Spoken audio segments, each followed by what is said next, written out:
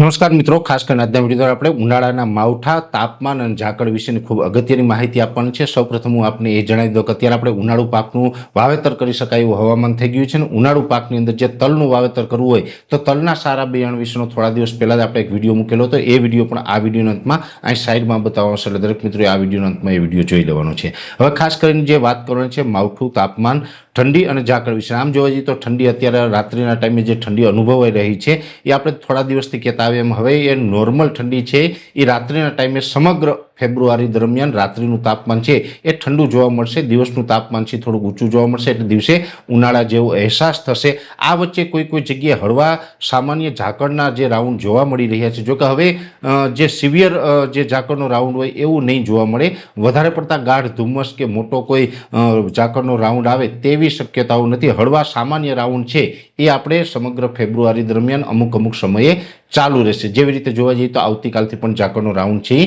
ચાલુ થવાનો છે।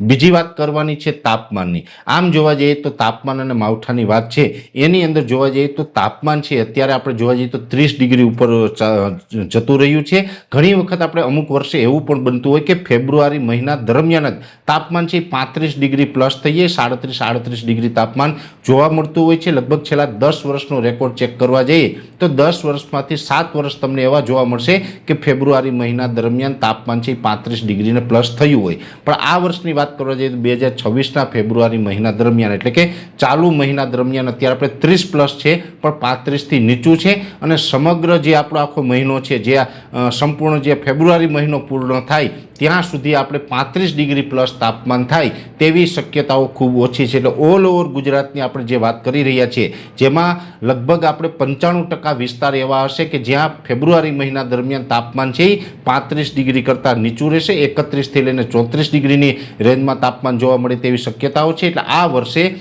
સિવિયર જે હીટવેવ કે આ વગેરે જે આપણે ફેબ્રુઆરી મહિના દરમિયાન ઘણી વખત જોવા મળતું હોય એવું જોવા નહીં મળે। તાપમાન ચોક્કસથી હવે ઊંચું જશે પણ 35 ડિગ્રીને પ્લસ થાય તેવી શક્યતાઓ નથી। એટલે ઘણા વર્ષ પછી આવું પહેલી વખત થવા જઈ રહ્યું છે। ફેબ્રુઆરી મહિના દરમિયાન નોર્મલ અથવા તો નોર્મલ કરતાં 2 ડિગ્રી તાપમાન નીચું જોવા મળે તેવી સંભાવનાઓ લાગી રહી છે। જો કે આપણી એપ્રિલ અને મે મહિના દરમિયાન તાપમાન છે એ ખૂબ ઊંચું જશે ને એમાં આપણે હીટવેવ અને જે હાઈ ટેમ્પરેચરના રાઉન્ડ જોવા મળશે જેને કારણે લોકલ સિસ્ટમો બંધાય અને એપ્રિલ અને મે મહિનામાં જે તાપમાન ઊંચું જાય ને લોકલ સિસ્ટમ બંધાયને કારણે વારંવાર માવઠાઓ થતા રહે તેવી પણ શક્યતાઓ છે। જોકે એક માવઠું છૂટાછવાયું ફેબ્રુઆરી મહિનામાં પણ સંભાવનાઓ છે ને એની વાત આપણે ગઈકાલના વિડીયોની અંદર કરી ચૂક્યા છે, પણ હજુ એપ્રિલ અને મે મહિના દરમિયાન પણ અમુક વિસ્તારમાં છૂટાછવાયા સામાન્ય માવઠાઓ છે એ ચોક્કસથી જોવા મળે તેવું અનુમાન છે। કેમ કે એપ્રિલ અને મે મહિના દરમિયાન જે સમુદ્રી કન્ડિશન અને જે તાપમાનની કન્ડિશન હશે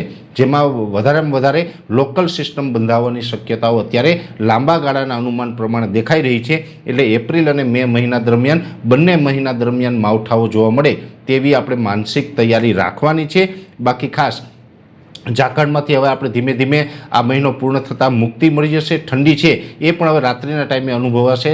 ફેબ્રુઆરીનું તાપમાન છે એ નોર્મલ રહેવાનું છે અને એપ્રિલ અને મે મહિનામાં ઊંચા તાપમાન અને માવઠા બંનેનું એક સાથે આપણે સામનો કરવો પડે તેવું એક અમારું લાંબા ગાળાનું અત્યારે પ્રિડિક્શન છે। વિશેષ માહિતી નેક્સ્ટ વિડીયોમાં આપવામાં આવશે, પણ શરૂઆતમાં જણાવ્યું હતું આ સાઈડમાં વિડીયો દેખાઈને ટચ કરીને જોશો એટલે તલના સારા બિયારણ વિશેની સંપૂર્ણ માહિતી મળી જશે। દરેક મિત્રોએ વિડીયોને લાઈક આપીને દરેક ગ્રુપમાં શેર કરવો, યુટ્યુબને સબસ્ક્રાઈબ કરજો અને ફેસબુકને ફોલો કરજો।